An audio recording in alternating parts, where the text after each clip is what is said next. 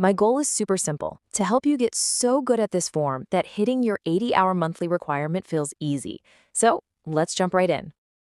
First things first, let's talk about the big number. 80. 80 hours per month. This is our target, our goal. Everything we're going to cover is all about getting you to this number. I want you to stop thinking about this as just paperwork. Seriously. From now on, this timesheet is your personal roadmap. It's a tool that's actually designed to guide you step by step right to that 80-hour destination. Now, any successful journey starts with knowing how to read the map, right? So before we even think about logging hours, let's get our bearings and fill out all that essential info at the top.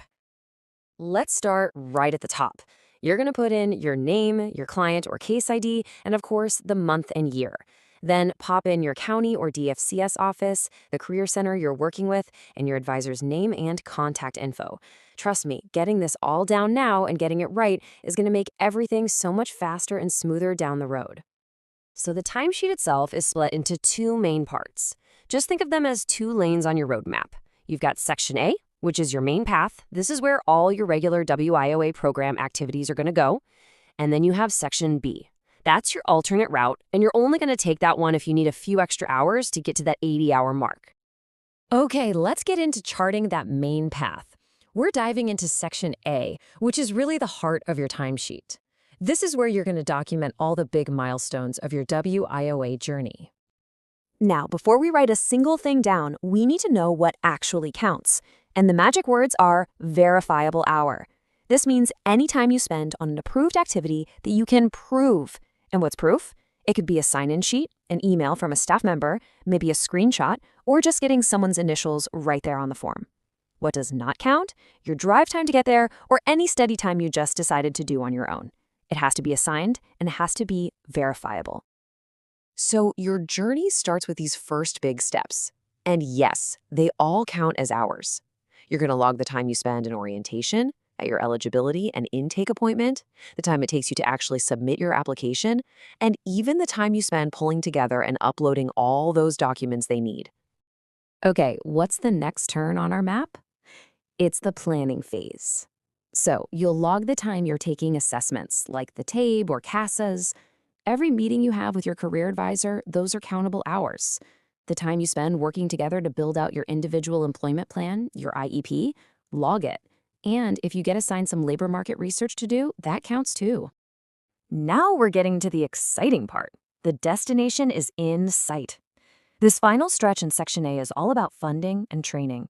You'll log time for choosing a training provider, for filling out your FAFSA or getting financial aid counseling, and for working through your ITA request. And then, of course, the big one.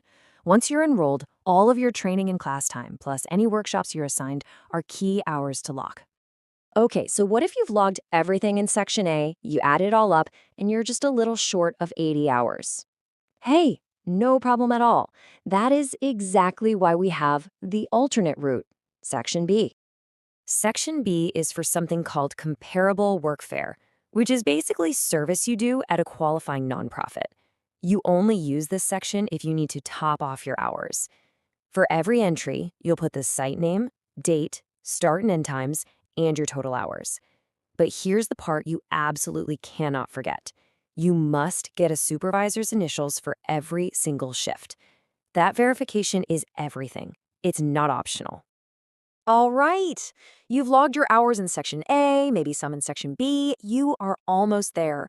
Let's just walk through the final steps to get your timesheet polished up and ready to turn in. This part's pretty simple.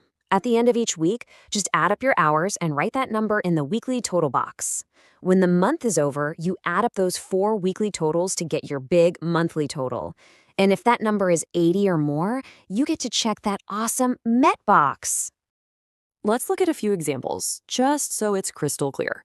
Here you see an orientation on Zoom. It was 1 hour, and the proof is the staff initials, AB. Then an assessment at the lab for 2 hours, verified by JS, and a workfare shift at a place called Good Foods for 4 hours, signed off by the supervisor, MK. See how every single entry has all the info and, most importantly, that proof? Look, we all know that life happens, and sometimes roadblocks just pop up. If you're struggling with getting a ride or with childcare or your schedule is just crazy, don't just get stuck and give up. Talk to your advisor. That's what they're there for. There might be bus passes, remote options, or other support to help you stay on track. If you only remember one thing from this entire explainer, I want it to be this quote right here. If it isn't verified, it's risky to log it. Always, always, always get proof for every single hour you put on the sheet. That verification is your safety net. Okay, before you turn it in, just run through this quick checklist. Is Section A totally done with proof? Is Section B initialed if you used it? Are all your totals added up right? Did you check the Met box? Did you sign it? And did a staff member sign it?